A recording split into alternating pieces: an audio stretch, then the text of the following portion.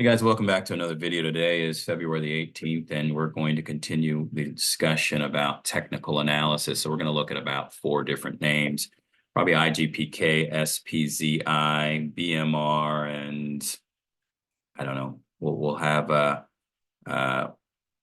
Sharona, you can pick a stock after that, but we'll look at these 3 and we'll talk about some things. So again, we're looking at the stock in all time frames. I like to look at a monthly, weekly, daily, hourly, but in this case, we're just going to look at the weekly, daily, hourly, and 30 minutes because of the stock having been soon, a reverse merger is going to take place. The stock was a bit of a shell. So some of this data back in here is not as relevant to me because the stock, the company really wasn't doing a whole lot leading up to the soon-to-be reverse merger. But we can learn some things from looking at how the stock was trading, and you can see that we were in this downward trend from about 007-ish, and then we'd kind of hit our head, and we just kept making lower highs, hit our head, and we've just been slowly going down. And then finally we broke through with the news of the reverse merger, this company coming in, taking over the name, and they're going to change their name. So just simply looking at, breakouts, this would be a breakout, good volume, 5% closing above the resistance level, and then the stock has been making its way up. And so we'll look at maybe just 2 areas at a time, might make it 2 screens at a time, I can make it a little easier. So if I look at the daily chart, you can see that we have been in an uptrend for a bit. And here was our breakout line going. This was our weekly line that carried over. We're looking at a daily chart, and we can see that we have been in an uptrend for a number of days heading up. And then, we had your typical pullbacks, like we pulled back to near what would be support. Bit of a doji here saying, we're not quite sure we want to go down anymore. Some of these candlestick patterns are very important for you to recognize.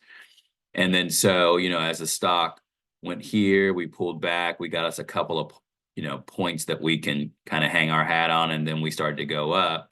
We knew extending this line out when the stock came back, here's where we should find support, and we did. And then so if you started buying in here, then you've made money once it went up the subsequent day. And then, but we still were a little bit weak in here. And the reason why we have a bit of a doji in here is because the last time we were up here, we turned back this 12.9 range. So guess what it hit? Exactly 12.9. You can see the high, low, and the close here. If I hover over it, you can see the high was 12.9. You see that? Right, it'll be right here, the high. Oh, I see. Yeah. See 12.9? Yes. That's exactly what this closing high was here. This is kind of my marker. I don't put too much stock in a red candle as much. I like looking at where was the absolute high this thing closed at, and that was at 12.9 on this day. And so, you had some selling, and you didn't have the kind of volume that you would need to push through here. Look down below. For the day, the volume was 41 million, and that kind of volume won't push us through hitting a new high. So took some money in here again as we were approaching this high, and then when it pulled back here, I don't know if my stuff's going to show. Nope. Because I don't have my account over here. This is like really a account that has maybe $10 in it for a account that I set up. I'm set up for the kids, but there's nothing in here. So there's no history of anything because stuff hasn't gone over it yet, but I feel like they're trying to move it. So anyway, this downtrend that it was in for several days, it held up right in here near the support area with a doji, and then we push through. So then I sell it up here as we approach a double top, especially if I don't have the volume to carry us through.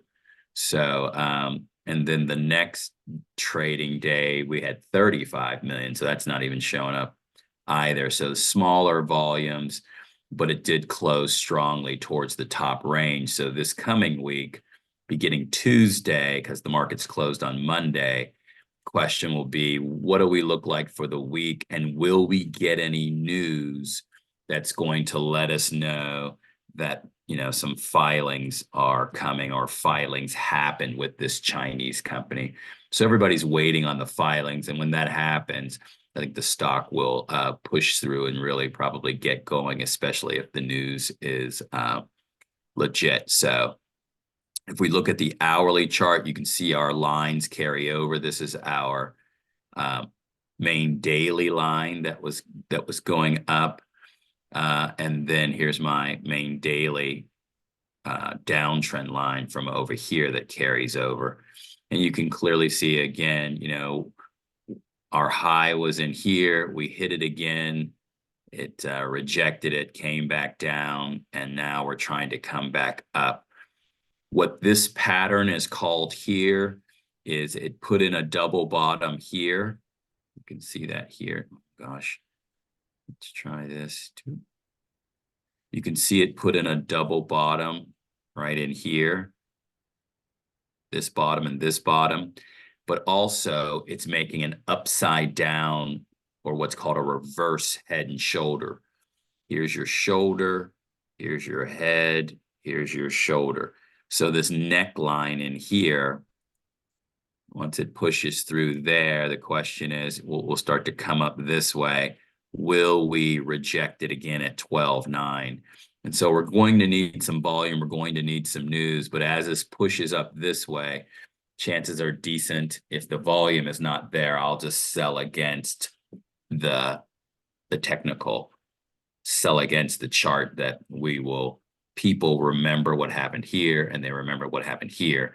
So if Tuesday and Wednesday we push up higher, chances are good that I'll probably sell it and then hopefully not, you know, get caught out of it if the filings break. So I always own some.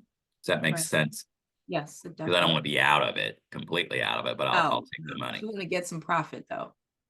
Yeah, you know, as this rolls back up, I'm like, I'm gonna take the money, and then if we come back down, I'll rebuy. That's exactly what I did here. We came back down to 01. I started buying it in here, and we came back up, so it was nice. So kind of just looking at a picture, seeing what it is doing, understanding Japanese candlestick charting and what some of this is telling you will help you with your decision making when you look at all of the moving pieces together. So let's take a look at SPZI. Similar chart, very high rise. Another similar scenario where a reverse merger is happening with a company called JP3. Is this the daily that we're looking at? Yes. Yeah, okay. Yeah, and this is the chicken paws, you know, company. So 182 million revenues upon shipment global. Set shipping dates of chicken paws. Okay, so this company is like, we know this company, by all accounts, is legitimate. They're just waiting for the filings and stuff to happen to give people a better picture, to further solidify that, yes, we are a real company. Here comes the filings. You know, it's a process of a company taking over a shell, and there's a number of, you know, regulatory things they have to get through. And none of that stuff happens fast with the government. So it takes a minute to get all of that approved from the regulatory, the SEC folks, and all the rest of them. So eventually they can submit their filings. Hey, here's how much money we have in chicken paw contracts. here's how much money we have in the sugar contracts here, here, here. And then when they start to get those filings in to legitimize their company and see all of the filings with the SEC, it should be a big deal going forward for the company. So we had this meteoric rise. People made a lot of money. We pulled back about 50%. You can see the distance, about 50%. And then, we're just folks consolidating. If you didn't take all the money up here, maybe you're taking some of it on this next little rise back up, but clearly we can see we're in this downtrend, heading down. And so if I make all of this bigger, we're making lower highs in here. So we're waiting for this thing really to break through this trend, which is down. And so Let me ask you a quick question. Go ahead. You said something about the shell of a company. What did you mean? What did you mean by that?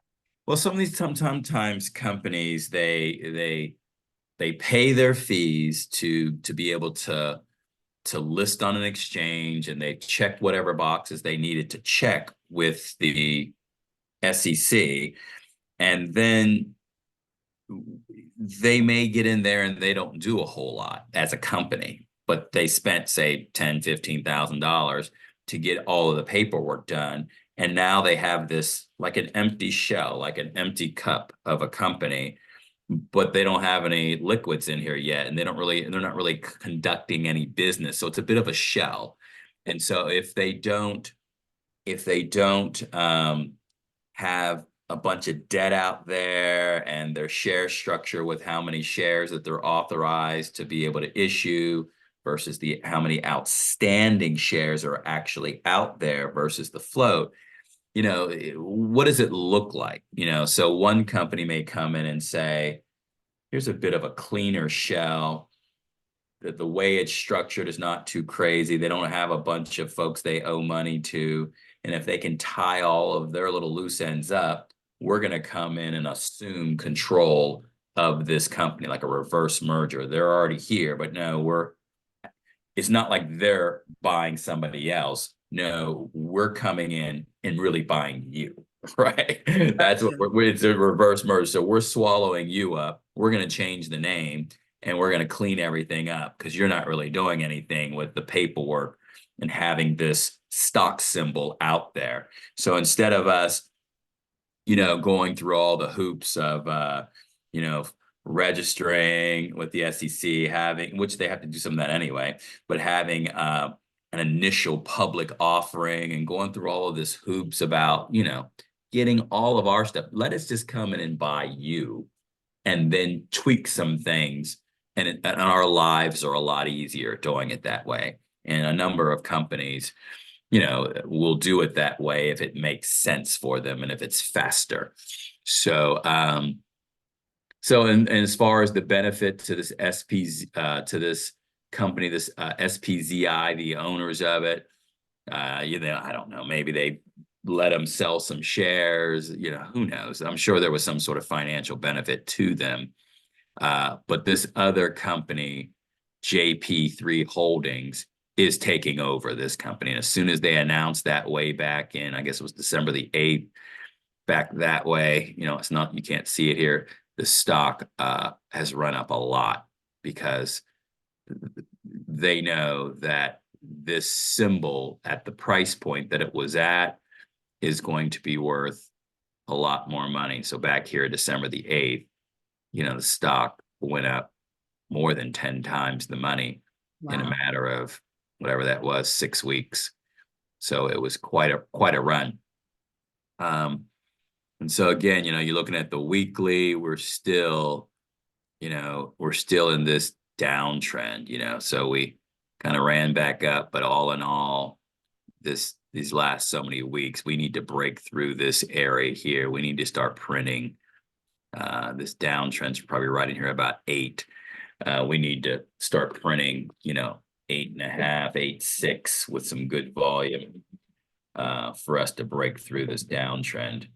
Yeah, about 8.5 or so.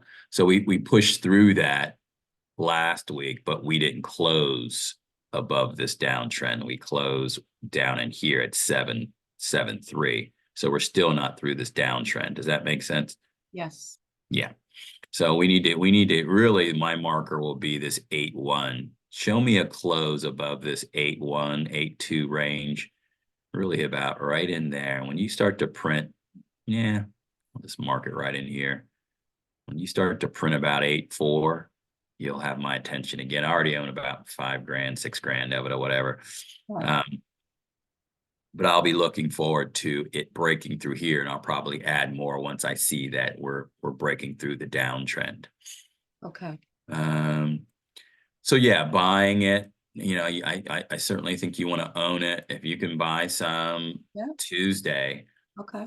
at this 0.74 price point, would be good. And you know, you don't go all in with 2 grand. It might be, you know, I'm gonna spend whatever.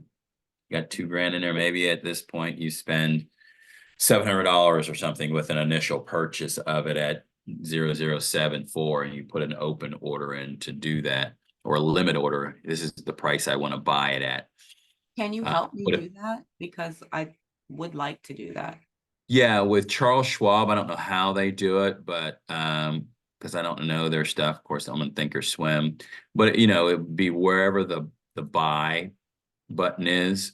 So in Okay. this case, with Yep. think or swim would just be buy, and then you know there might be an edit button, and if I want to buy $800 worth, I just move this to the price point.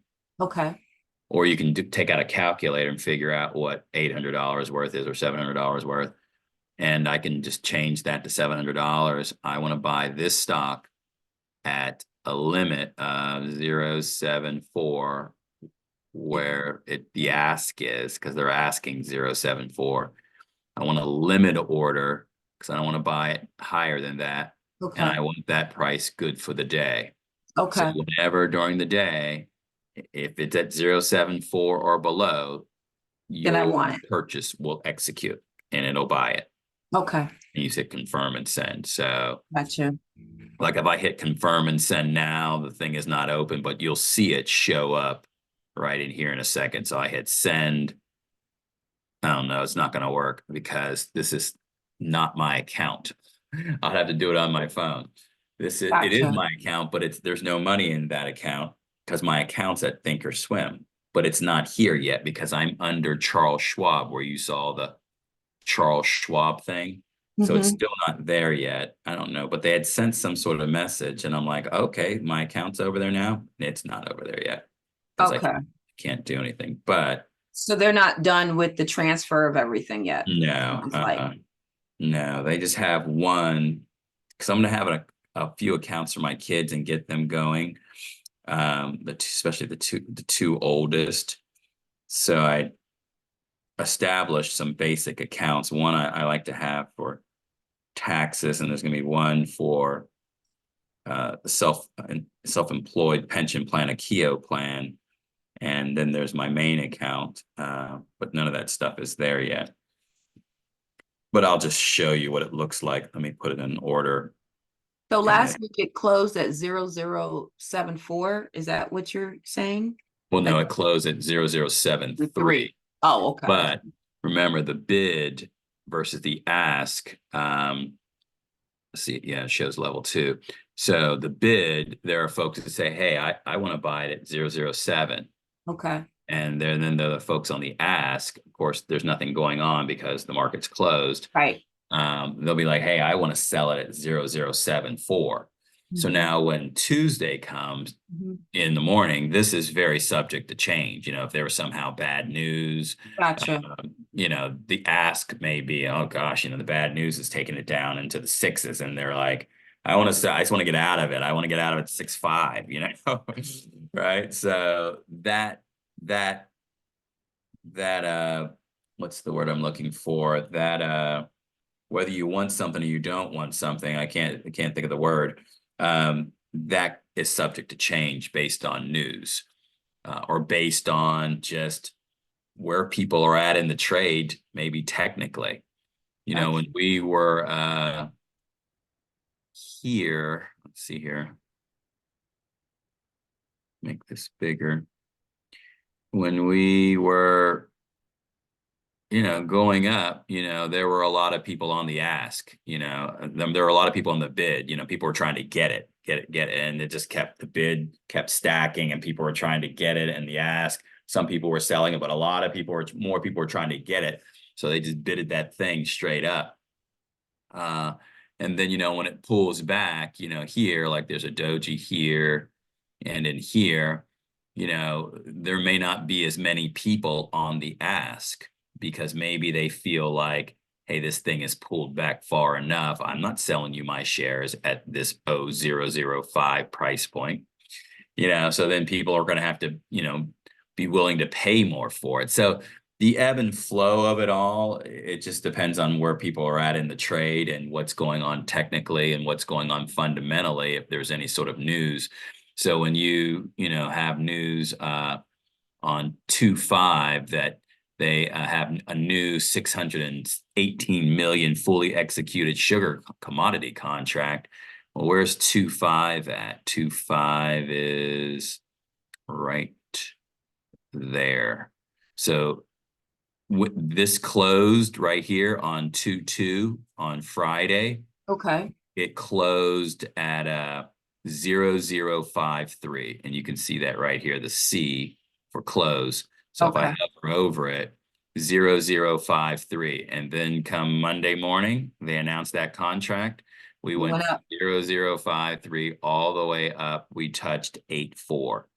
So wow. 0.0084 minus 0.0053 is 0.0031. So take that 0031 into your 0.0053 where it closed the day before. That's a 58% gain on your money if you were able to sell it right there in one day. Wow. So, it just ask and the bid and what's going on. We knew the sugar contract was coming. It was supposed to hit ideally, supposedly in January, the end of January. It took them a little bit longer to get it done, an extra week, but people were waiting on it. But people here were just taking money, ebbs and flows, taking money. And then we settled in. You can clearly see we're in this range in here. We did quickly dip down, but all in all, we were just holding in this 6-7 range. And then we dipped down further, and then here comes the contract. So now we have this range in here where we were kind of consolidating, and then we busted through that range in here. And now look where support is. It's hit this many times and hit it again, but it hasn't gone through it. So, if we go through 6-7, I'll be buying, put an alert in if we go through 6-7, or if we go through this 8-4. So in the meantime, because we're kind of in this holding pattern, there's no need for me to buy anymore. And I'm not going to sell any because I believe the stock's going to be worth a lot more. It might be a stock, Sharonda, that I actually try to hold for the majority of the year. Okay. This should be a home run if these guys execute. If you get 50, if I get 50 times my money, it's $250,000 from here. That's amazing. Yeah, I mean, so 50 times your money from here times 50 is 37 cents. The stock's going to be worth more than 37 cents. I can assure you at some point.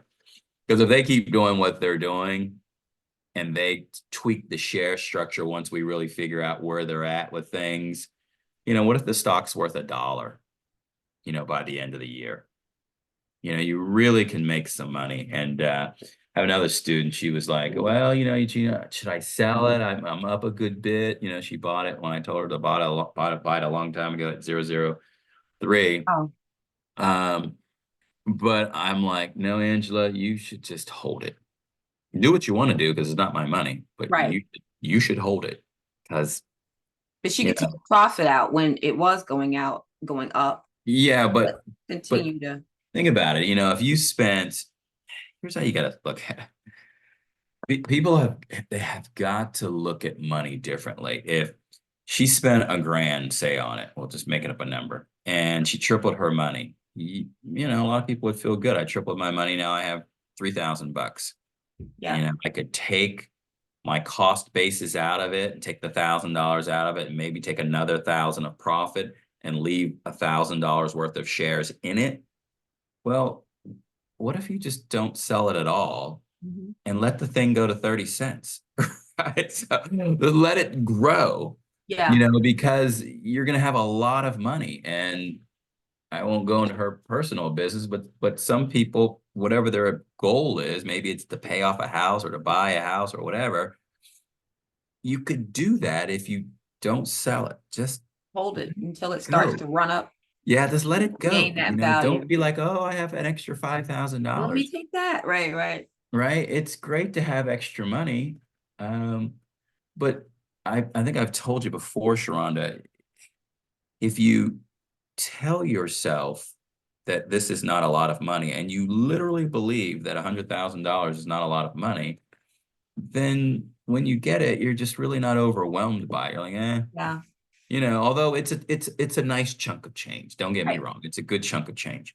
But if you're really trying to get something done, you've got to approach it very differently between your ears. And when you think you've got like a really good one, let it go. Just Yeah. be with it all year. Let that thing Get grow and married grow to and it. grow. Be married to the stock. Yes. Uh, Watch it and yeah, just yes, just let it keep my go. alerts going and Yeah, just let it go. I told her, I said, just if I were you, I would just let it go. And I said, me, I know what I'll probably do. I'll just because this is what I do. I take money a lot. I'm always taking money. That's just because that's how I've wired myself. And I need to do a better job of wiring myself just to let something go. So my hope is with IGPK and SPCI is that I can just not sell it. Right? Because if it goes up 10 times from here and that purchase goes from 5,000 to 50,000, I don't know. I'm just like, but here's the other thing. I'm good at recognizing where I need to sell something. And say it came back, say I sold it up here and it came back, I'm just going to rebuy it. It's not like I'm going to be out of it, especially if I think it's worth a lot more money. But the problem with some people is they don't know when to sell it. They don't know when to rebuy it. So that's why we go through this so that you'll learn to yeah, say, oh, here's where I would sell it if I really had a lot of money. And the question is it really worth selling, even if it comes back down because it's going to go to the roof and I'm worried about this shorter term gain. But mm, I like trading the ebbs and the flow and you know, I it's just what I do. But yeah. um And you're so much, obviously you're advanced, so you understand that process a little yeah, bit more than but a new all in person. all, if I had spent 5 grand here and just Mhm. still don't sell it and just let it go, you know, I bought it at 003 something. So, you know, 5 grand at 0.0033, I think it was 1.5 million shares. You know, and if it goes to 30 cents, that money is $454,000 on a $5,000 investment. You know, so Wow. you just I don't know, you know, I just have really high expectations of what you're going to get done, Sharonda, and never get like blown away by the money. Because if you're blown away by the money, it's like the wind. You can easily be moved. You know, the wind blows this way, you're moved because it's $50,000 or whatever. But if you think about money differently, like, you know, I expect to have $1 million, so this little $100,000 is really not moving me, Right. then you will hold when you need to hold better and you will endure longer and you will get the money that you're looking for because if you're able to do that, the money will change your life. Yeah. And me being able to stick with a game plan has allowed me to change my life money wise, you know. And I so, love that. you know, Yeah. when I was at $100,000, it was kind of cool because I never had $100,000 before. Yeah. But and there was a smile on my face, but I wasn't like overly giddy. Like I had like high Yeah. goals. Like, okay, it's kind of cool. It's kind of neat, but I've always thought I would have a lot of money, and I can tell you again that having a couple $1 million to me is not a lot of money. For most people, it is. Right, It's nothing to sneeze at. Don't get me right. wrong. I'm thankful. I love the Lord. I'm very thankful. But having like Yeah, real money, like $1 million, that's just the house. Like, yeah. like what? And That's then that's right. So you pay off the house. Okay, now what what else? is that, right? Then you still have 4 kids. Like they need stuff, They need, yes, inheritance, and it never stops. retirement. Like you need some money. Yes, some real Like money. money again for me is north of 10 million. It's Yeah, got that's like good. that's the absolute minimum, Yeah. because the kids need stuff. Like, do they have, if I die, do they have money to set each of them Your up? family taken care of, are you Yeah. confident that they Yeah. have a brighter future? Yes. And so that is what the goal is. So SPZI, buy it if you choose. So let's be Of clear about course. that, because I don't want you to be like, Of Eugene told me to buy this stupid stock and it went to zero. Right. Right, right. But I've been good if I gotten it at that lower price that you're. sure. Yeah. Even down in here, we've talked for more than these amount of Yeah, days that's about still this good. stock. If you'd bought it down in here into fives, you'd already be up almost 40% of your money. Yeah. Um, but this is going to be a journey here with these two names. If both of these names are potential home runs, What's IG? I'm sorry, IGPK again. What is that one? that's the one that's That Timo? yeah. Oh, okay. Well, All right. if that is legit, some of the things you're hearing, chances are good it's going to be worth a lot of money. So it'll be curious to see how it all plays out. But you try to buy things that can make you 100 times your money. If you can find Like some that. things that'll make you a ton of money. Uh, Yeah, I and like that. you only need to find, Sharonda, a few of these names. You can I was find. gonna ask you, I was just like, okay, there's so much out there. And, how do you find these, stocks? And I understand it's a lot of research and you're listening, got your ear to the news, Yahoo Finance and all the different things. Mhm. But um, I don't want to be like all over the place, if that makes. No, I no, you like just to try have to things stay in that the I'm, yeah, same sort of circle where you're kind of finding things, but yeah, you have to have gosh, you have to have some common sense when you're yeah, looking at something, and it won't be common when it's all new to you, but you're in sales, you're a grown woman. If you see someone's like, oh yeah, we got this sugar contract for $600 million, and we got all these chicken paw contracts, that you're sounds like, like some this stuff company's, going on there. yeah, like something's going on. Like, Mhm. hello, like these guys are doing some stuff. And you're like, okay, well, what's the scenario? And then you look at the scenario, you're like, oh, well, this looks like this thing could be worth some money, because Yeah, clearly we're under a penny at the moment. What if the thing runs to $50 or something crazy? You're talking about life-changing money. right. Especially if they never changed the share structure, and the people who saw it early and they just held on to it like an Amazon stock Oh years gosh, and years yes. ago, right? They bought it at $1 something a share and they just held on to it. What is that now? Like almost 200 something? I don't know. Yeah, but you think about it, it's split a number of times since then. Yeah, yeah. And when it So splits, it's like you get that plus an additional half. yeah, depending on what kind of split that they do, but yeah, people have made life altering Yeah, money. Amazon. If we go back and look, at where it was, because this thing is all different here at a time frame. I got to set this thing up. It's getting on my nerves. Monthly, I don't 20 years. Okay. how long has Amazon been around? Has it I been don't I don't know, but apparently so, because it shows up Oh, right here. okay. So you look way back here. Okay, that was. This is 2004. Hmm. So this clearly, we can barely see it, but Yeah, this was in a channel. for a long time. Yeah. Yeah, you can see down in here, this was a bit of a channel. I'll make this bigger and see it's a little bit different. I can see my line, right? Mhm. But move drawing. If we go back and just, what's that? Go back in, 20 years. But in essence, we can't fully see this line, but so Yeah, of there's some course. jaggedy stuff in here. But just kind of eyeball it way down here, it was hanging out for a while, in the threes and the twos, and then right here, it got a little blip for whatever the reason was. You see the volume that came in. Yes, I see that. I don't know what the news was in 2007. So look, you had to hold this thing for years if you had bought this thing in 2004. And Yeah, then 2007, something happened and we went up from in the threes to the fours, which wasn't anything earth shattering. And mhm, then we were in a bit of a channel again. And then right in here, we went up, volume came in into the 5, 6, 7s, and then the boat was starting to leave the harbor. And then right in here is last call for alcohol when we were in at 19-ish, right in there.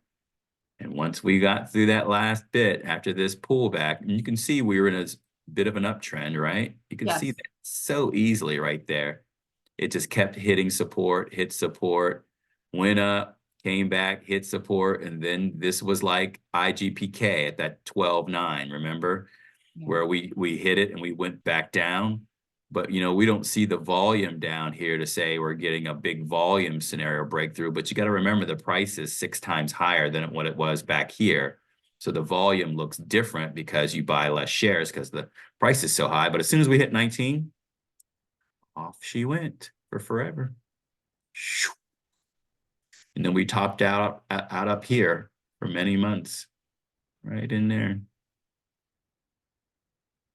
We hit our head a number of times, and then eventually we hit our head so much. Let's make this bigger.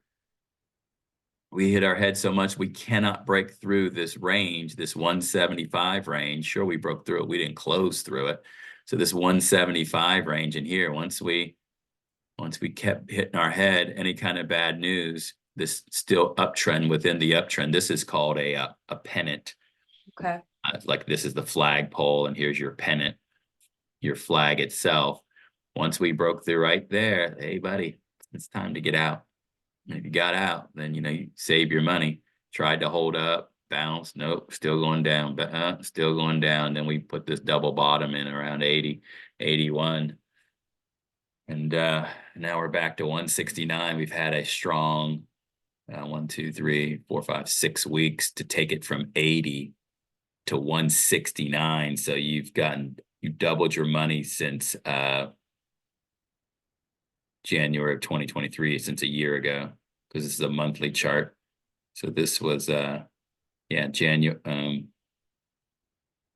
That looks weird. This is the monthly chart. Oh, it says daily there. That's weird. Huh. Oh, the date. I'm sorry, not daily, the date. January 2023, and we're in February 2024. I don't know why there's not more months. That looks weird. 1, 2, 3, 4, 5, 6. Doesn't seem to match up. It must be they're consolidating the month into several weeks, not just 4 weeks, because clearly this is 6 months. So they're putting 2 months into one candlestick is what they're doing. oh, Looks like. So anyway, so people, but then we have this downtrend that it was in, coming down. It looks like we're starting to go through it. So yeah, so hopefully that makes sense. And then I'll yeah, give you another example. BMR. I don't know if we talked about BMR. Very similar what do scenario. they do? Huh? What kind of company? BMR is a company that does video, not conferencing, but they've got software that can take your video library and put it in a different place where there's more functionality and everything else, but can do it at scale given the new chips. And they've got a collaboration agreement with NVIDIA. NVIDIA Oh, is okay, obviously the number technology. one chip maker out there. Yeah, So BMR, although this news was already out here about BMR, I suppose they decided they were going to run this thing. So if you go back into May, uh, let's see, they're talking about, partnership. Let's see here, research and development. There's news where they actually have NVIDIA in part of their news.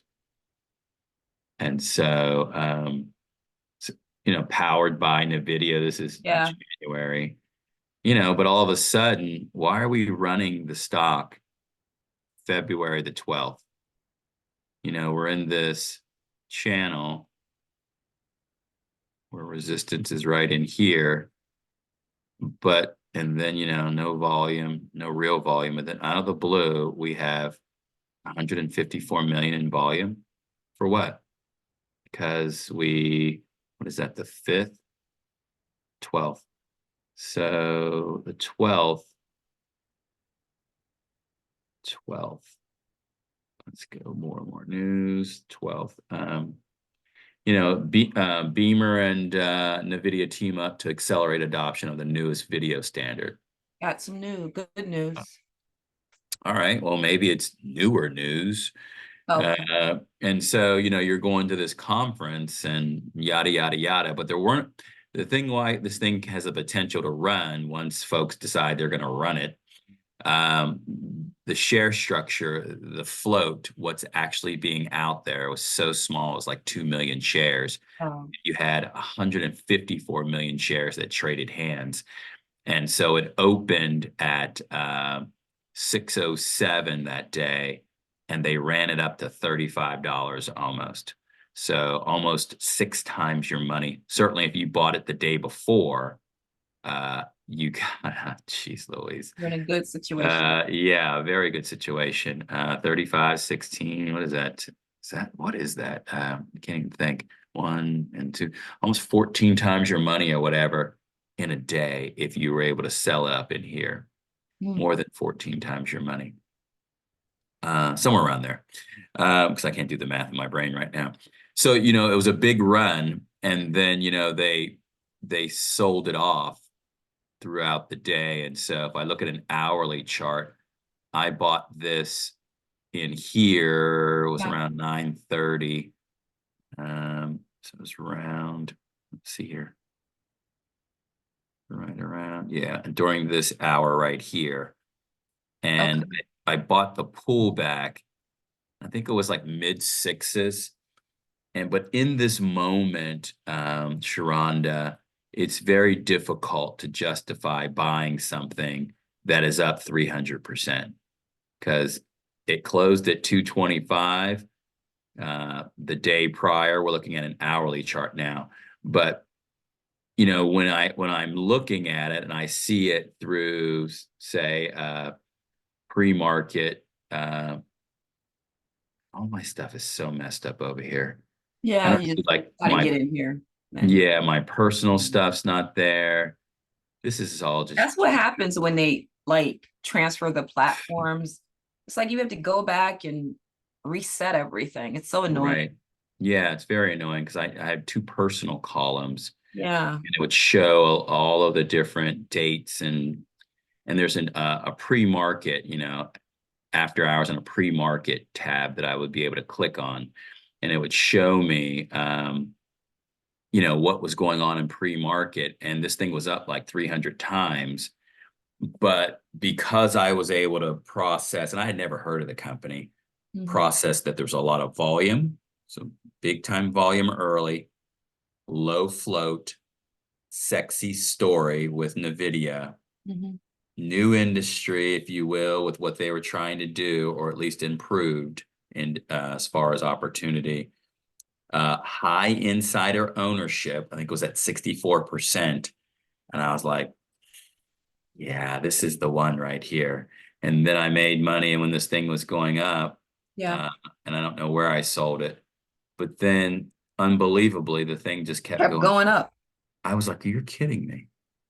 I thought I was doing good when I made like 50, 60, 70% of whatever I made on my money. Right. and it just kept going. And then you feel like, wow, what a crappy trade this has been. Even if you made it good money, You you're could have missing made out a more. bunch of money.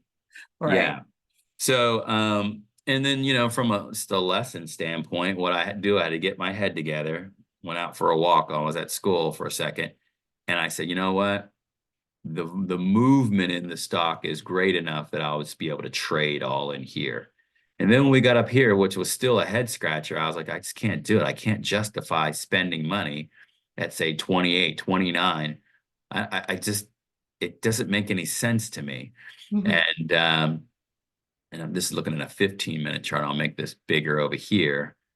This thing just kept going. And within each 15-minute candle, there was ebbs and flows where I could make $1 here, or, Mhm. like, I might have bought it at 19 and it went to 20 and I'd sell it. Right. I bought it at 16, it goes to 17, I'll sell it. I'll just keep making 4%, 5%, or whatever Right. it I is. see. Yeah. Um, but once I kept saying this thing has got to come down, and sure enough, Right. it became your big, almost a bearish engulfing. We closed all the way at the bottom, quick little bounce. I'm like, it's time to get out. And then here's your bearish engulfing. This candle engulfs all of this time frame here and engulfed it. And then we just kind of kept going down. And then what I was able to do was to buy it on the way down. I could have done a better job with spacing out my purchases. So say Okay. I bought it at 19 and then Okay. I bought it again at 17 and then I'm like, gosh, this thing, 15, just keep coming down. And then I bought a bunch down in here. And what happened was I was into it for maybe, I want to say 20 grand or something Okay. down, with the buying it down. And my average was, gosh, I don't know. I think it was around 11. And so after hours, we were in this channel, as you can see. And this time frame here, so I know it dipped into the nines. This is yeah, here's after hours right here. Here's 4 o'clock. And then we dipped down at 6:15 into the nines. And I was like, dude, is this thing gonna stop or what? And I Right. was a little tired, so I was saying I'm gonna take a nap. But I put a sell order in at 1565 to sell all of it in case it ran Okay. back up. And sure enough, it went back up. I'll show you a message from another student. Let's see here.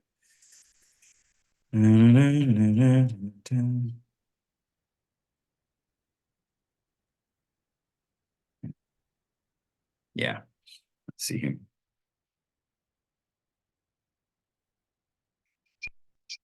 Let's see here. Right. You see it where it says, do you see your BMR? Can you hear me okay? Yes, I see it. Okay. Do you see Yeah, your do you see your BMR? BMR? Uh, Yes. so let me get this out of the way. So I said, was sleeping, like I just told you. I see that my open order my open order sold. So, And so um, I ended up making another $2,000-3,000 because it all sold. So it was good that I put an open order in, especially if I was going to be out of the loop, like closing my eyes. right. And I had the resolve that I believe the stock was going to go back up. And it just, I don't know how much money I've made on the stock in the since it's been trading like this, since whatever day it was, February the 5th. But it's been good. Okay. It's been good. And so we went back down. Again, I loaded back up because I knew, what did I know? This was resistance Yeah. here. Here comes support in this range. I loaded back up. And then we ran up to, let me make it a bigger so you can see it. This date is the 13th. This is the 13th. What's today, the 18th? So we were down, but we ran back up. Let me go to a daily. This is the 15th. This is the 13th. When we ran down here recently, I've done this thing 3 times now. I loaded back up in this range. This is the daily we're looking at, and we ran up to almost $16 a share. So I'll show you another message. So I Okay. can't show you a thing. Another one of my students, he's learning.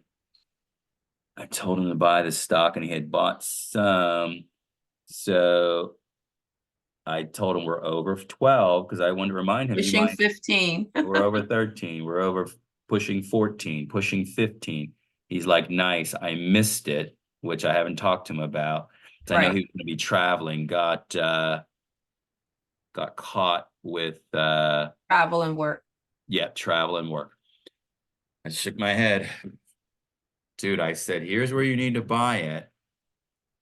And apparently he didn't buy it because that was a good 40% of your money at least. You know, I put the Blink of an eye. Schwab app on my phone Mm-hmm. so I can do what I need to do on my phone. Right. Yeah, certainly have it on your phone. Yeah. Certainly have you know, What's like I that? said, TD Ameritrade on the right. Oh, I see. Okay. Right. And then Ameritrade there. And then Thinkorswim is right there. Oh, I see it. Yep. Thinkorswim. So having it there to you better have it there, so especially if I reach out to you or whatever and I'm You like, hey texted me. Sharonda, that stock is at I'd be like, hold on, you guys, if you're in a meeting, Oh, I will. I gotta run to the restroom. I will remove myself. Yes, you're like, hey, it's at 12. Hey, Sharonda, we're at 13. We're at 14. You might want to, hold on. I'll be right back. So I Quickly, will boom, definitely boom, be boom. removing myself. Yeah, remove yourself. So you'll see there that, I like to, as you get going, I'll interact with you Yeah. and be like, Sharonda, you might want to do blank. It'll just be a Appreciate that. suggestion. Like Of you course. might want to sell it here. Right. And it won't mean that it won't keep going up like a Like what BMR that happened. just kept going. You're like, and you'd Yeah. have been like, Eugene, you said you might want to sell it here. Well, Sharonda, you're up 2 times your money. I don't could have not magic foresee balls. that this thing was going to keep going up. Right. And you will just have to live with whatever decision you make. But Yeah. I'd be like, for me, Sharonda, I'm getting out. I'm taking double my money. Right. But I could have made 5 times my money, which makes me sick. I know. That's funny. Yeah, it really does. Once you get into it and say you had 2 grand in it and your balance is now 4,000, but it could have been 12,000, or what? Yeah, whatever. Yeah. you'd be like, man, I missed it. Well, But I mean, that's part of the process too, though. it is win Nothing some, lose more. some, Right. keep moving. Yeah. Because there's always opportunity, Sharonda. You Yeah. just have to find the right stock, which we can go over a few things now. Okay. Find the right stocks. And how much time do you have? Oh, I'm fine. You're good? Okay. Yes. I always enjoy my time here. Good. I'm looking a little crazy today. I'm a little tired. Let's see Oh, here. no, you don't look it today. Oh gosh, I need to get myself cleaned up. Let's see here. How about Yahoo? No, let's do TD Ameritrade. We'll do bar chart too. Let's see here. Let's go to bar chart.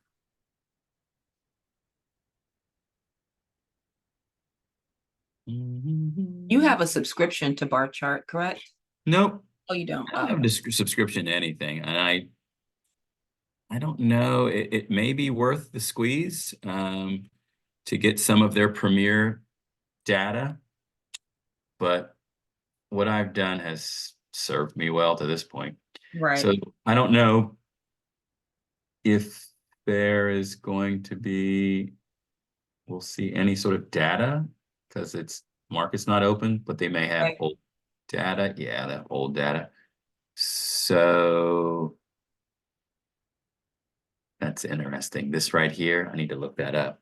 So getting names. Okay, right. And go to investing and say I'm looking for aggressive stuff like hot penny stocks. Yeah. This name right here, I made a lot of money a few years ago on this name. What kind of stock is it?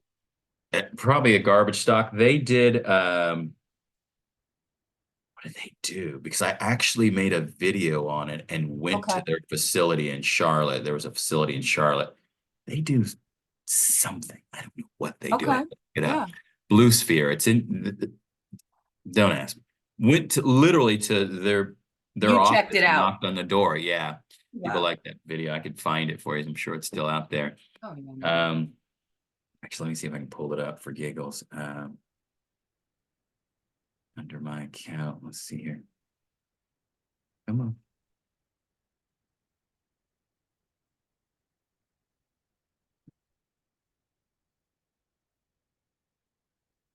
Mhm.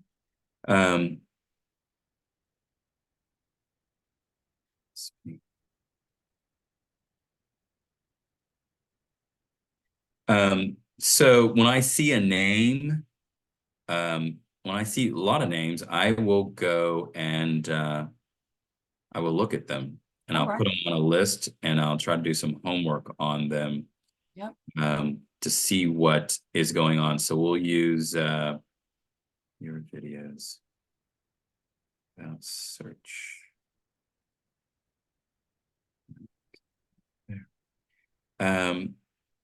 So what I'll do is got a sheet of paper, for like I have here. I Yes. can't see it. I'm always writing stuff down, Right. Oh, your and I'll notes. add this to my list of stocks I need to look at. So What you're gonna, BLSP, okay, BLSB. Okay. and probably not a name we need to own. No, it's some good news.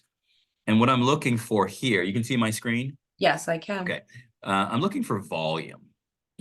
If something says that it has 514,000 in volume, it's usually not enough volume for me. I'm looking ideally for millions of shares. Okay. Something that's going on. Like look at this setup.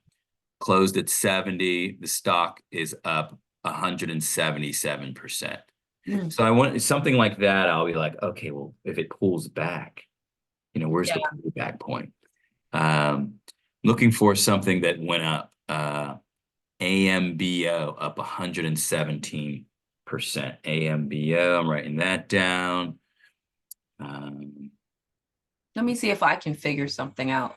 Go ahead. Let's see. What about MCOA? Not a ton of volume Oh, because okay. of also you have to look at the price. So if we're Oh, thinking if you have 2 grand divided by point 0002, uh-huh. you yourself could buy 10 million shares. And there's only Okay. 10 million shares that trade it. Oh, okay. I So when see. you're kind of looking, you're like, that's not enough volume compared to this price. You'll just Okay. get used to the numbers. You're like, if Yeah. something says 000 something and you only see 10, that's only $2,000 spent. Okay. Let me see Yeah, this. you could have done that yourself as one person. So let's Okay. look at some other stuff. Mm. See anything here? Oh, 119, no, further down. One up. What's This one? that? Yeah, I don't Yeah, want. good volume, 5 day percentage change. So this is Oh, telling you obviously over 5 days, the stock is up 69%. So I might want to okay. put that on my list. Okay. Sound's already on my list. They had some sort of partnership with NVIDIA. Oh, Another scenario. But when something is up 70% almost in 5 days, I want to see, I want to put alerts in on the pullback okay. because it's fresh on people's mind. Somebody ran this up, things were happening. It's fresh on investors' minds. I want to get a pullback then. I don't want to, You don't necessarily want to buy high, higher and right? higher. Yeah. But I want to find the names. Look at this thing. It's up 800. Well, this 800. is the BLSP scenario, Yes. up 8 times, 800% in the last 5 days. Um, so I want to kind of write some of that down. Okay. And then we'll kind of take a look at it. We'll run through the drill. Let's get a few more names. Let's see here. LGO. So I already had that on my list. Telluride. It's up 37% over 5 days. tell. Oh, still write it down. It's nothing earth shattering. I'm write it down. And Bit farm. All right, so I can use these That's as it an for right example. now. So let's take a peek here at. This is actually really fun, to be honest with you. Good. Just learning all of this. So let's see here, Foursquare. Let's make this. There we go. That's better. So let's do. We'll do BLSP, and I want you to pull up Yahoo Finance. So Okay. I'm going to ask you some questions. Go to Yahoo Finance and pull up BLSP. Okay, I'm gonna do that on my phone. Just Okay.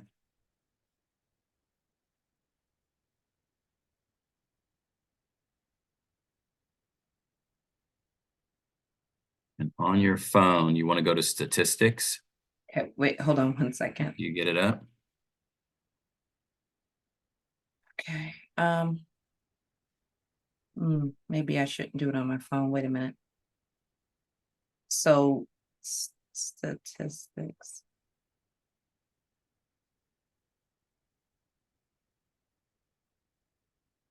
Hmm, Okay. Um,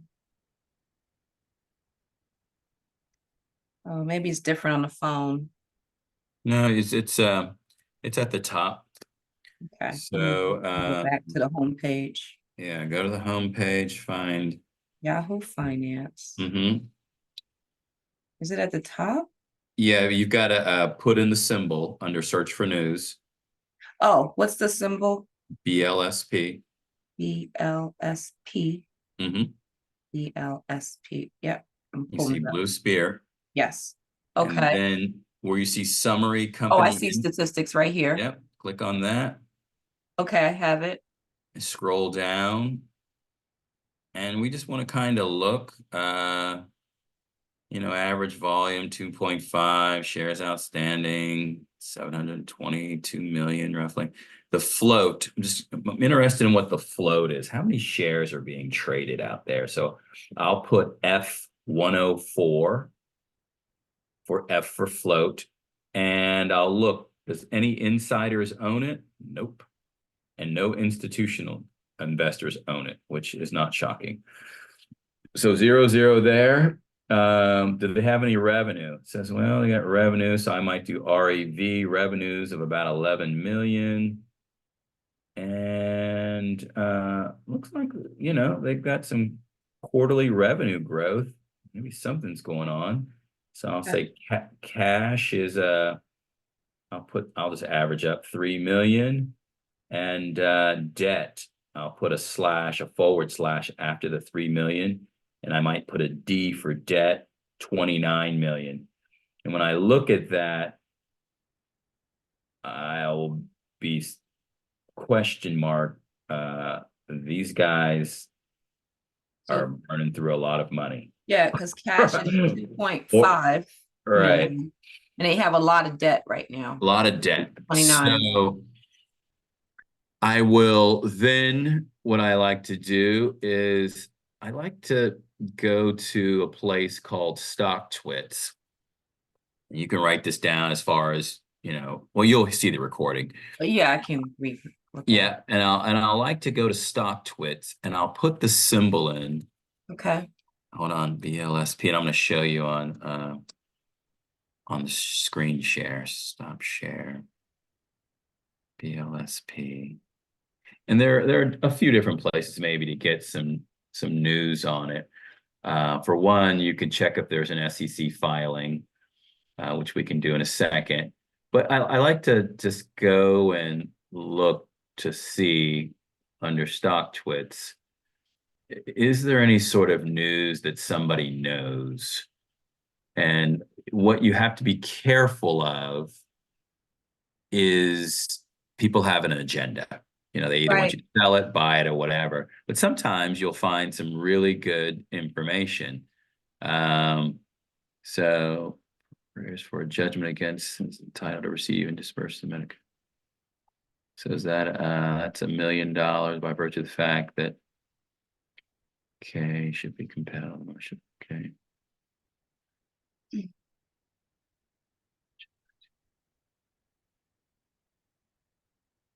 So I don't know. Sounds like something prayer for relief, yada yada yada. This case will be settled first. Goes to trial spring 2025. Grant makes the transfer of assets to RAM legitimized in court. So this is something that supposedly, I don't know if this is to be true or not, that is a year off. This prayer for relief. What's that mean? What do you mean? Like a prayer for judgment, probably, with Oh, they however put that stuff out. is going on. Okay. Yeah, and I don't know the specifics of any of this. So all this Right. stuff, someone could have just typed this up, right? Mhm. There doesn't have to be anything legitimate anywhere unless you see it like on a filing somewhere. If I go to Yeah. ELSP SEC filing, or it came from the company's main Twitter account, and they're saying something.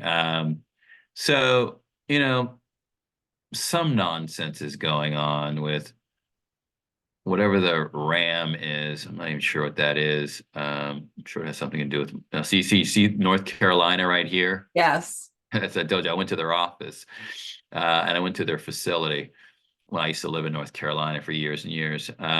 What made you go to the facility? You just wanted to see where your Yeah, because investment I was going realized it to. was right here in Charlotte, and I was like, Oh, oh, okay.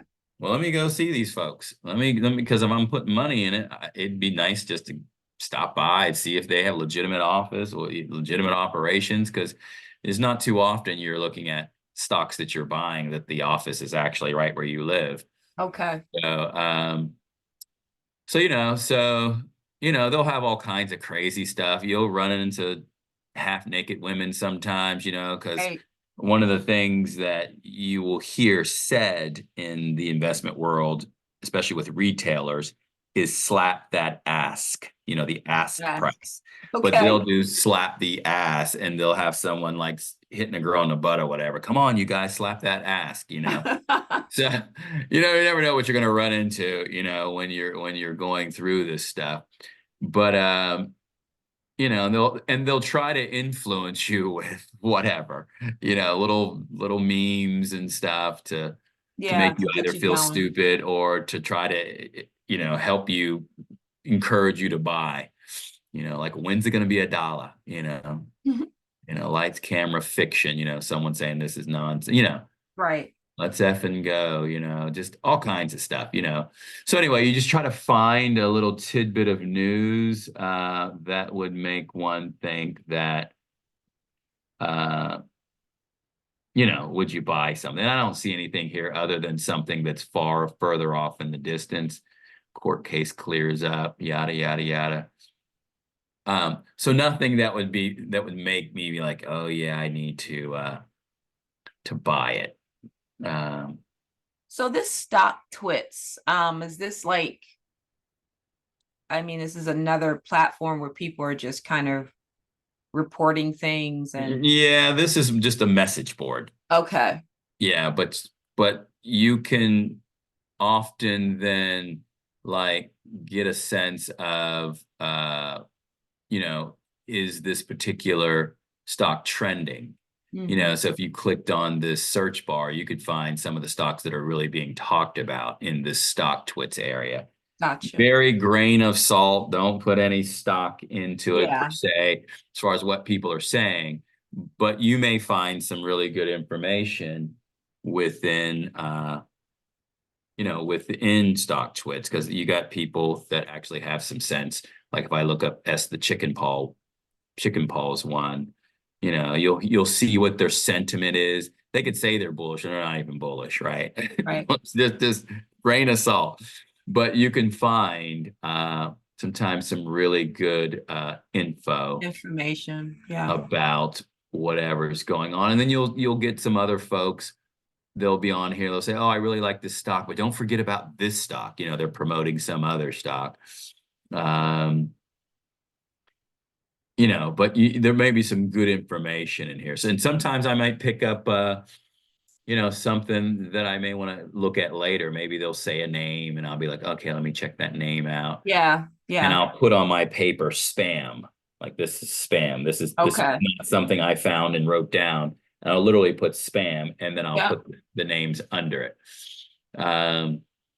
So I'm just trying to show you a few things. Maybe you see something like this person likes these two names, and because they put it like this, it also hits the other place, the other message board for this particular symbol, even though they're supposed to be in an SPZI thread. But if they put that there, it'll be in both places. Gotcha. So, and you'll see this all the time here. You know, the stock's going to the moon. I had a dream, and right. See how they're doing it. And if, Oh, they you are know, really, really into this stuff. yeah, they do. They really get into it. But you know, sometimes you might see something announces new acquisition coming. Get ready. You know, and I might see something and I might be like, all right, RENI, I'll check it out later. I'm just trying to see if there's any, you know, if anything good. Looks like any day now, according to historical filings. Okay. Let's That was last year. yeah, it was a fall, November. Another thing you want to do is check dates. You know, some of this stuff that they're saying, you know, the filing, there's a certain amount of time sometimes that it may take the regulatory folks to be able to check the boxes for folks. So they're just saying, hey, you know, should be getting close to some sort of filing historically for this name, but those bets are off because a new company's taking over. And I already listened to their live call where the CEO was on, and he said March. He said expect March is when we So should you get. already know. Yeah, we should get our first filings. And there's stuff like this, you know, falling asleep, thing is boring. They're waiting. Right. They really try to, you know, just kind of they want to evoke emotion. They want you to do what they want you to do so that maybe you'll buy more and then they can sell when you're buying. This is the way it's very entertaining. It, you know, chicken paws, you know. Yeah. So anyway, nothing here to see. Was just kind of going through it. But so BLSP, there wasn't anything on stock twits to make me want to do anything. And then if I go to the chart itself, I already know what that's going to look like. You know, we're up. Can you see my? Yeah. Well, I don't see the charts, but I see you. You don't see me. We need to see the charts. Let's see here.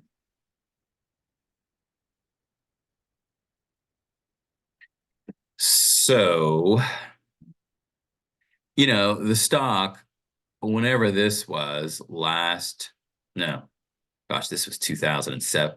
This is 2017 when it had this run.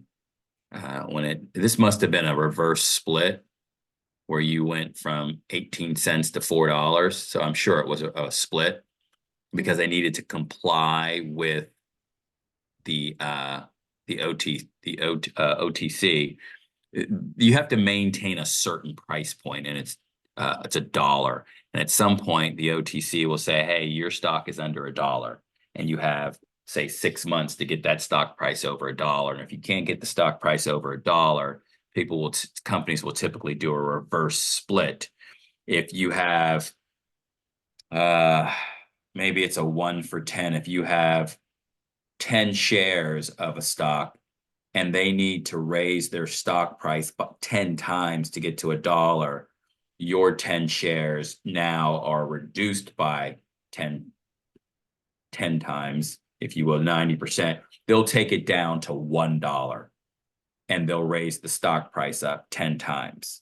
They'll do the reverse. So your value of what you own is still the same because they raised the stock 10 times, but they took your balance, your holdings down by 10 times. That makes sense? They just flipped it. If you had 10 of these certificates of stock, and they were worth whatever they were worth, say $100, there's $10 for each one. Instead of you having 10 shares at $10, you have one share at $100. So you still have the same $100. But because now the stock price is higher, it now complies with what the expectation is that your Okay. stock price needs to be trading at. So this is what happened here, without question. Stocks don't go from 4 cents to opening to $4 and change. They did Right. a reverse split. And then it went the whole way back down, which is not good. And you've been flatlining ever since again. And then you had this little nonsense about something going on next year and $1 million and all this other stuff that ran the stock price up for the week. You can see it here on the daily. It went up 5 days in a row. And so if you happen to have this on your list of stocks that you were watching, clearly we were in a channel. Here was resistance. And when we broke through that right there, your alert would have gone off. Yeah. You'd have been like, oh, it's at 0002. Is there some news? If you found some news and you bought it, maybe you got the run 4 times your money right there from 0002. Yeah, so no, I won't be buying it, but what I'll do, just in case they want to bandy it about, everything that I touch, I like to market. So I'm just going to put alert me if this thing is below 0004. Okay. And so you'll get used to Charles Schwab right clicks or however whatever they do to be able to put alerts in. So let's take a look at the next one, GXAI. You tell me what the float is, and you tell me cash and debt Um. on Yahoo Finance. Oh, okay. Sorry. You're okay. Let me see if I can find it.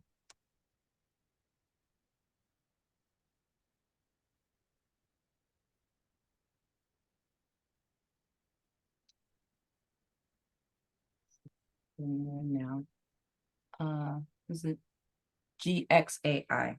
Uh-huh.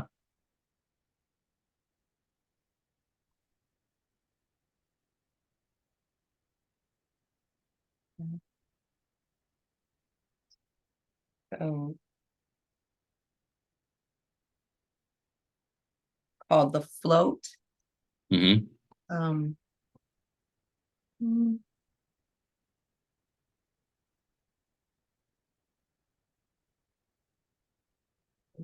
Okay. Am I looking at the balance sheet?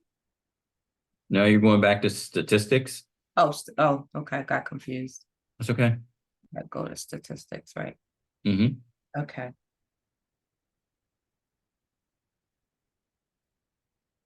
Um, I'm under statistics. Scroll down.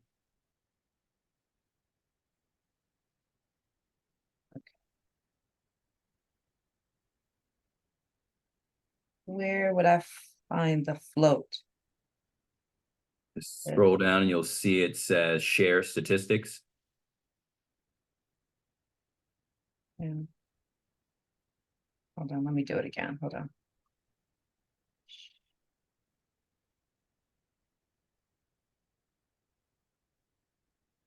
I'm under statistics. So under statistics, the first thing you see is the name, right? And you see valuation measures, Yes, valuation measures. right? And just keep scrolling down.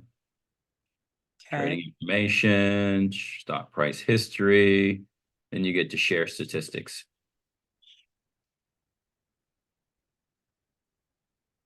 Oh, okay. See it. Okay. You got it? Float is what? So the float is 9.25 million. Right? And insider ownership is what?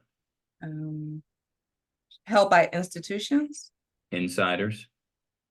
Oh, insiders. Okay. 22.82%. Right? And institutions 3.37. Yes. And we keep scrolling down. I don't really see any revenues or return on assets. I see cash at when you get down the balance sheet, I see cash at 4.34, and I don't see anything for debt. Okay, let me look. But they have to have debt, right? Yeah, you'd think they'd have to have some kind of debt, right? but it's not being reported. Yeah, so you're not really getting a whole lot of really anything, but you're going to have to figure out, well, what would I be trading off of? Well, the only thing I can see is that there must be some sort of news. Why is this stock up a bunch over the last 5 days? Okay. And so what I need to find out is some news. Why are we up a lot? Remember? Yeah. So this past week, Gaxos is launching some AI solution for game developers. Well, that doesn't really tell me anything. That could just be fluff. Who knows Okay. what kind of competition that they have, I see that came out on the 16th. right? With the volume, the stock was halted up, but it was also halted down this time. Uh, but the stock is still up almost 500% at that point, Mhm. right? So what's going on with, I like to read some art. What's going on with the stock? All right, so I'll click on that and blasting higher Friday after the company announced it will launch an artificial intelligence solution for game developers and studios. Okay. It will offer a blah, blah, blah, blah, blah. Includes a plug and play functionality for Unity and upcoming support for Unreal Engine. By embracing this tech, the game development community can unlock new levels of creativity, yada, yada, yada. It's a big step for our gaming strategy. Well, that doesn't really mean anything, right? Okay. Doesn't mean you're going to have any sales, doesn't really mean anything. Maybe other people are in that same industry. So Right. everything you read, unless you were like, oh, that is news. So Okay. it's nonsense. Well, it may not be nonsense, but eh. Or is it like that's some news? Like NVIDIA spends $200 million into your platform. Well, that's some news That's there, news because right? they're Someone's doing spending some very money, well. right? Here, I get no news. I mean, I get no money. You're launching some AI, whip-de-daggone do. Everybody's launching somebody's AI something. Yeah. Why are we up a bunch? So then I'm thinking to myself, let's see here.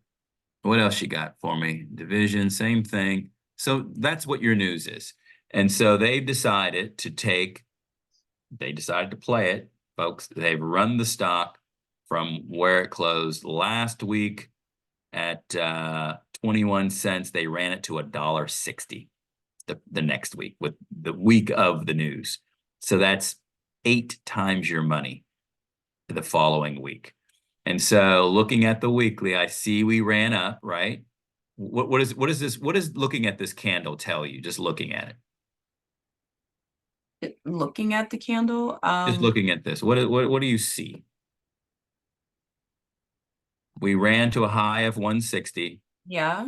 And what does this kind of feel like? What looking at it visually, can you see that we came back 50%? Yes, I can see that. That's what I'm asking. So looking at it, you're like, oh, stock ran up to about $1.60. It closed at 70. It came back about 50%. So they sold it off, right? Right. And if I look at the daily, this candle tells me that again, we hit a high of 160, but we closed near the low of Mhm. where we opened. Because remember, this will take you time to get in your brain. This left corner is, I'm sorry, this left corner here is where we opened. We opened at $1.20. And you can Okay. see all this over here. So we opened at $1.20. The high was $1.60. The low was 64 and the close was here. So I got to always remind myself, top left corner is where we start. The Okay. open, the high, the low, the close. So Okay. knowing that we opened way up here, we ran up a bit and we closed below where we opened Mm, towards the bottom of the range for the day, tells me that folks were selling the crap out of it coming back, which I don't right. blame them because if you bought it, you had it at 21 cents, you're making some money. Mhm. So seeing that on the daily, that tells me some things. But then if I look at the hourly where they really break it down more, you can see that, we had this run up, the open was high, you can tell where we open at 120, but the candle has to still be drawn for the hourly. Although we opened up in here, we opened up right around here. And we ran up to 170. And this was the 8 o'clock. We're looking at an hourly chart. So at 7 o'clock, traders could start to trade. So the first hour of the day, they ran that sucker up. And guess what we did from there? It went down. Went down. Printed a bit of a doji in the second hour. Stock market opened at 9:30 for a lot of the people who don't somehow do pre-market trading.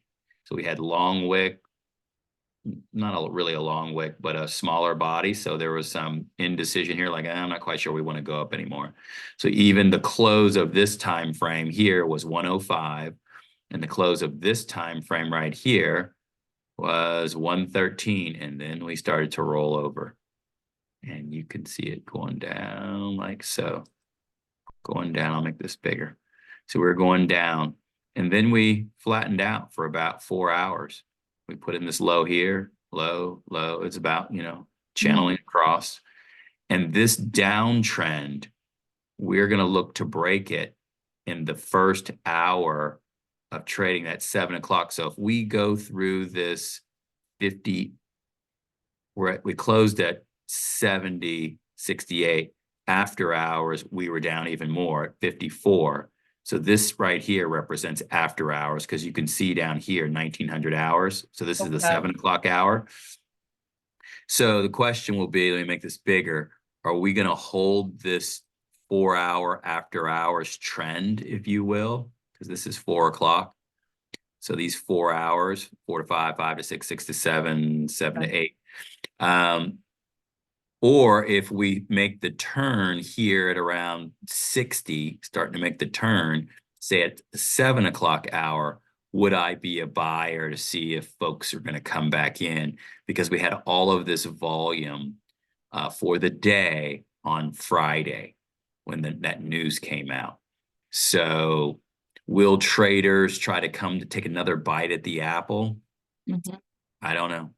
Will more people try to get their money for the folks who already owned it back in here at 20 cents-ish?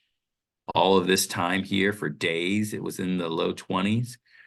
Because if you get any kind of weakness, folks will be like, oh, I got to take my money. I got to at least try to double my money. If they didn't somehow sell, which I don't have no idea why they wouldn't have sold already, which would be stupid.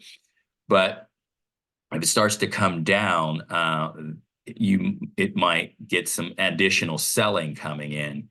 But I'll go back and I'll think about, what's the float? The float is 9 million. Do we have early morning good volume?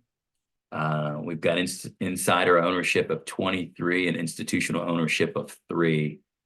They have some cash, but do they need to raise more cash for this new product offering? So is an offering coming on Monday? I'm sorry, on Tuesday. So you gotta kind of think through noise, nonsense. Anybody in their right mind should have already have sold. So if you believe that, then you are probably left with folks who bought at a higher price point. So if they bought at a higher price point in here, in the 80s, and the 90s, and 70s, and after hours we were in the 50s, there are folks who are what are called bag holders. They're trapped. They have a bag full of money. They can't do a whole lot with it because they bought it in the 90s and the 80s, and we're in the 50s now. So they're bag holders, and it sucks, for lack of a better word, mentally for people when they are losing money. And what they will do on stock twits and everywhere that they can get you, they're like, pretty much they'll call you stupid, you dumb bag holders, have you not learned your lesson? You should be unloading this crap, just so they can get it lower so they can turn around and buy it. That's really they're hilarious. What they really do. All the time they do it. And people who are new, it's like shearing sheep. They fall into the trap. Every time. So you got to think through, drown out the noise, and you're like, what's the best risk reward if I wanted to play this? I'm going to get volume. Looks like you got some pre-market volume. Folks are doing some things. Hey, we might get another kind of decent volume day. And there's only 9 million shares on the float. If this thing comes down, I might go, you know, buy order at 40 something cents, $1,000, buy order, buy order, buying it down, into the low 30s with Right. open orders. And so if I get that dip, I might get some orders filled. The first one might be 500 at low 40s. The next one might be 1,000 in the mid 30s. And the third one might be, 2,000 at high 20s. And if I believe I'm going to get a turn, I buy most of the shares at the lower stock price, but also buy some higher. So in case it moves and I don't get left behind, at least I own something. Right. And then I just purchase it, especially if the setup seems good. But in this scenario, they ran it up. It's up a bunch. It's coming down. We're in a downtrend. We did flatten out. That we sold off after hours. We closed at 70. They took that thing down another 20+% in after hours. And the question will be, is what will we do Monday, Tuesday morning? So this was a bit of support right in there at maybe around 55. This bottom in here. So we kind of hit it, and then we hit it, but oh, we're going through it. We went through it, but then we kind of try to recover a little bit. We may just get a little quick and then a turning down. And so I'll put it on the radar. I'll put alerts in. Yeah. Because we're in this channel a bit from like 59.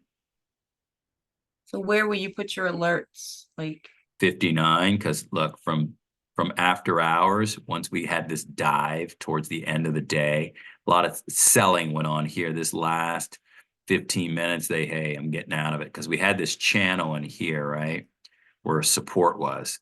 So this was going back to 230, right? Hit it, can't get through it. So we had this channel right in here.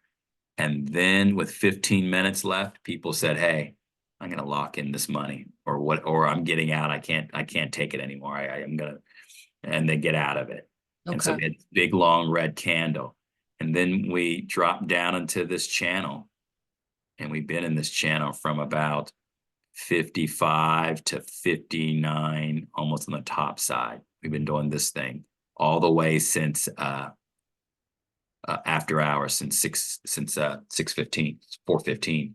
We've been in this channel. So my alerts, I want to see if it takes out the low of the low for after hours, because we had some volume that came in the last 15 minutes. Yeah. I don't know what it looked like. Was the stock actually, say, way down here at 52 with only a few minutes to go, and then the volume came in and they bought it up to close at 54.86. I don't know I could see, actually. Hold on, let me see. Let me go to 5 minutes. What did that look like?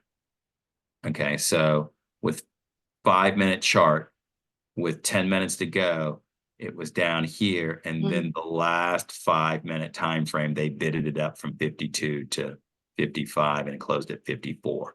So folks came in and bought it. So you just got to kind of think, like, what did they do? How was this traded? Where did it find support? Right. So it found supporter in the 52s. Folks came in that they thought there was some value there after hours. They waited all after hours. In the last 10 minutes, they're like, yeah, I'm going to go ahead and get this right here. And they bought some, and they bought more, and they took it back up. So knowing what you got to know, looking at stuff, you're like, maybe I'll put an open order in the 50s. It won't be a big one.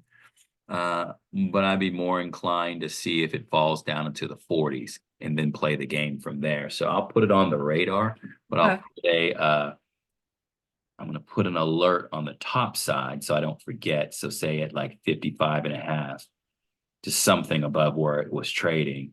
So create an alert, 55.5. And then I'm going to put an alert below 52. And I'll go below 52, roughly.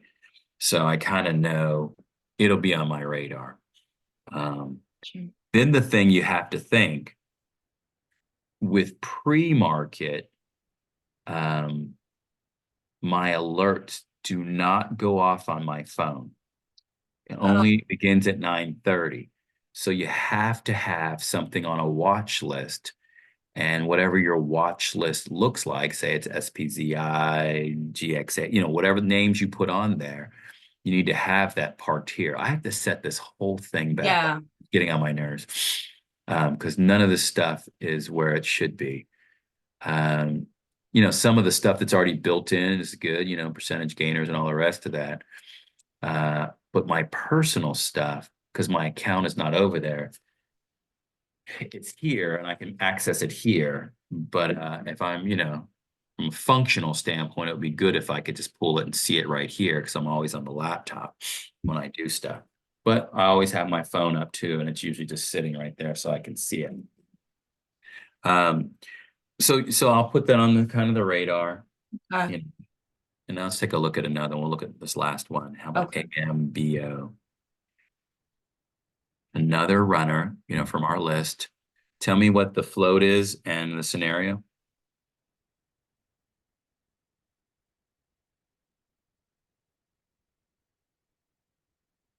I'm pulling it up now.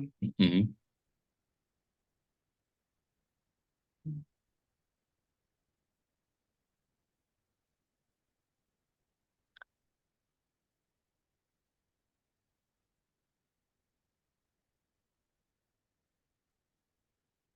Um,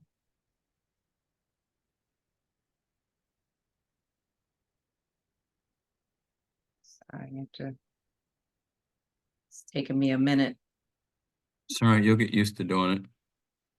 You usually do it on your laptop. Yeah, it's probably better view.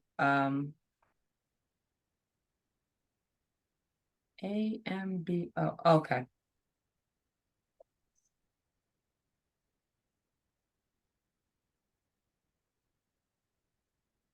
I don't see. Hold on.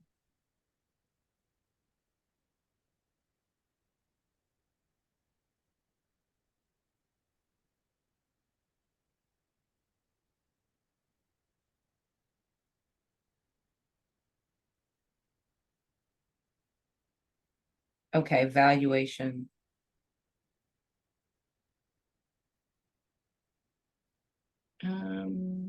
You're looking for the float, right? Uh, Oh, it says that.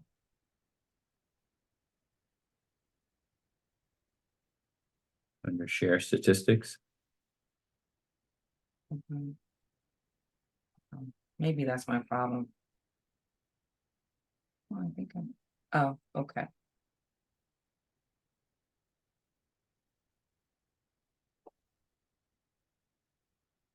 Oh, I see it. I keep not going to statistics. It's 33.71 million. Right? Yeah, Okay. And any insider ownership 0%, and any institutional ownership. 1.04%. Why do I want institutional ownership sometimes? Um, you want to know what institutions have a vested. Yeah, and why would that be important? Like, why would I care? Um, it really depends on the institution and why they're investing into these particular stocks. And maybe you care, just like the example you gave me with Nvidia. Mhm. It could be a I don't know, Could just, you just want, partnership, maybe. ideally, you just want to, if an institution invests in your company, they've typically done their homework. Someone has done their homework. Right. So ideally, if you see some institutional ownership, it just kind of gives you the feeling like, hey, some of their folks have looked at it too, and they have bought shares, and I could pull up which institutions own the stock. Could it be I the was going to ask Vanguard you Group, that Fidelity? because Yeah, you can find it okay. and look and see who actually owns it. So, sometimes it's decent to have some institutional ownership, but with stocks at this price point, you're not going to see a whole lot of institutional ownership because there's certain criteria that must be met for some of these institutions to even buy these stocks that are trading this low, Okay. because it represents more of a risk. If you and I are fund managers for XYZ mutual fund company, and they're like, so Sharonda, you bought a 30-cent stock?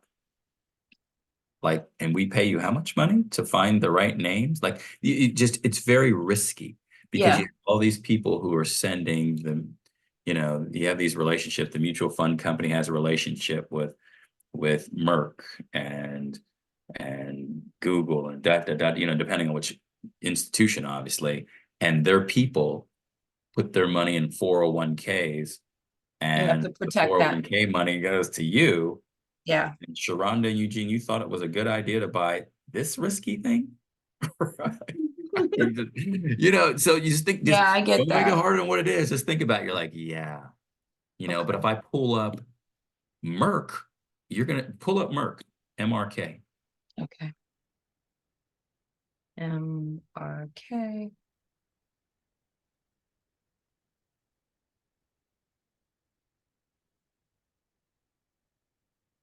Okay, hold on.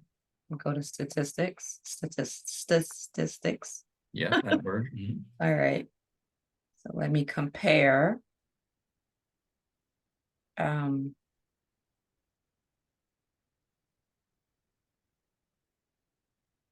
2.53 billion for the float, Mhm. and held by insiders 0.07%, and Okay. held by institutions 100, 70. 78.53. Right. That's a lot. Sure. So of the shares that are really out there, the institutions own almost 80% of those shares. Mm. So it just, you've gotta, and I'm trying to teach you, just like, we'll get through, all the stuff we need to get through, but I'm Yeah. really focusing on concepts with you. Mhm. Like, so you see it, yeah, that makes sense. Like, Merck, yeah, it would make sense that institutions own a A whole lot, big, yes, because it's in all of the mutual funds, it's in yes, ETFs, but a stock like that's a 30-cent stock, like nobody that's owns not this stock, right? Right. right. I understand now. Yes. Okay. So AMBO, we had 33 million on the float. And if we go back and look, let's stop sharing and go here. That's education, AMBO Education All right. Holding. So whatever that is, it says ADS. ADS is an American depository share. Okay. And ADRs are American depository receipts, I believe. But what that is telling you is it's a foreign company. I don't know if Okay. it's Australian, Canadian, anything American depository, anything. They're not based in the United States. Okay. Um, and then you can see what was the news. What was their little news? Their news was uh, international stocks trading higher in New York. American depository receipts gain, blah, blah, blah. So China, it's a Chinese company. China's AMBO Education Holding was the biggest leader during the session, rocketing 117% to 30 cents. And what I would tell you with Chinese stocks is just be very careful. Very, Yeah. very, very More careful. riskier than others. Oh my gosh, yes, yeah. And sometimes, heavy manipulated, they could run the share. You better take your money if you've got it, and ideally, before you buy something, if it is a Chinese company. And so the stock was in this downtrend for months, and then whatever the reason was, they decided to run it. I don't even think there's even really news. Education announced the plan of ADS. Yeah, here's another thing. Look, AMBO Education announced plan of ADS ratio change. What that means is there's going to be a stock split. Mm. You know, if it's a foreign company, they'll talk about ratio changes. Okay. If it's an American company, the language will be stock split.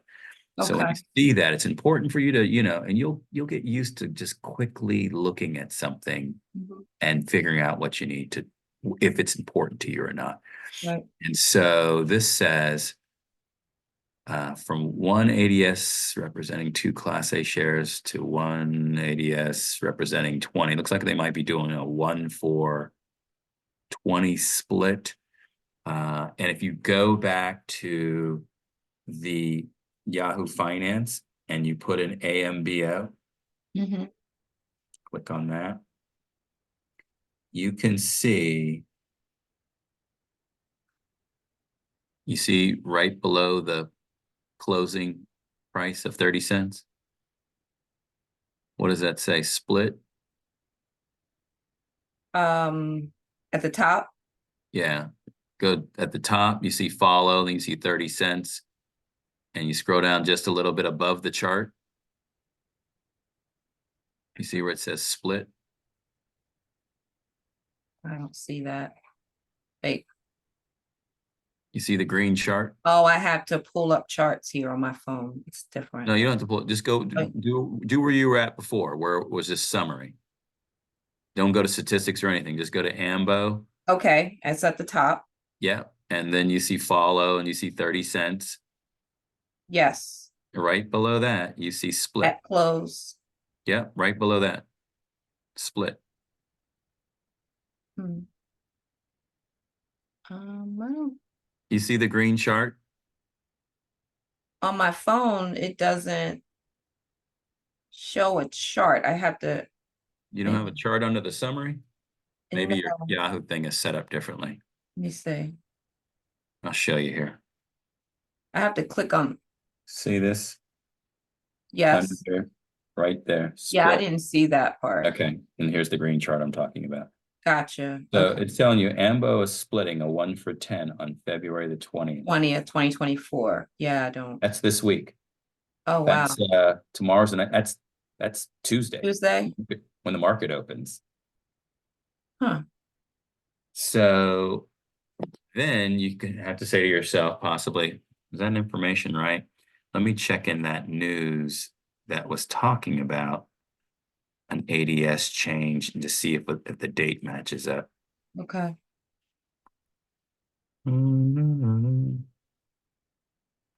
And survey says,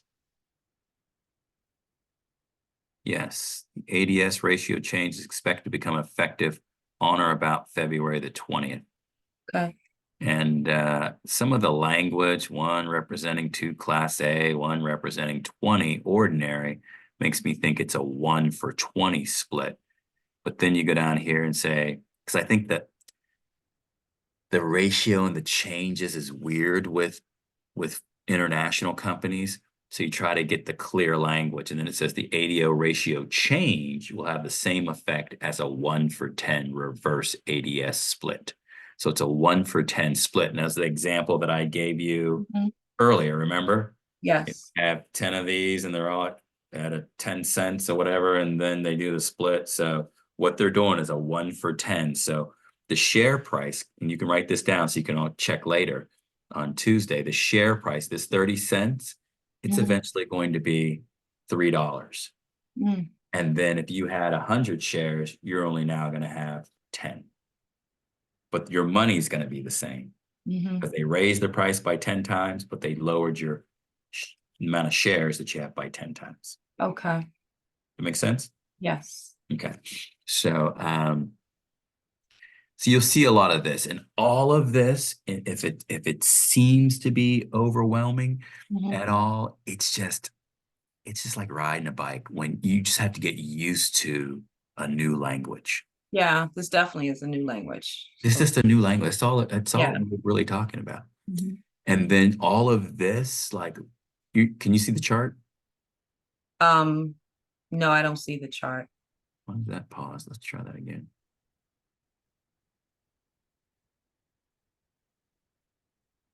Yeah, all of this again, it's just a new language. But the language is not hard to learn. Gotcha. Promise, if you just say, this is not that difficult, because Yeah, it's really not. But there's just so many little nuances, Yeah. Sharon, that you just have to learn it. That's why I Yeah. said, give yourself a year. By the time this year is over with, you'll be like, oh yeah, man, I know what Eugene's gonna say before he says it. Gonna Right. be asking me about this. This is what he's looking for. This is what this is. Da da da da da. You'll just know the language.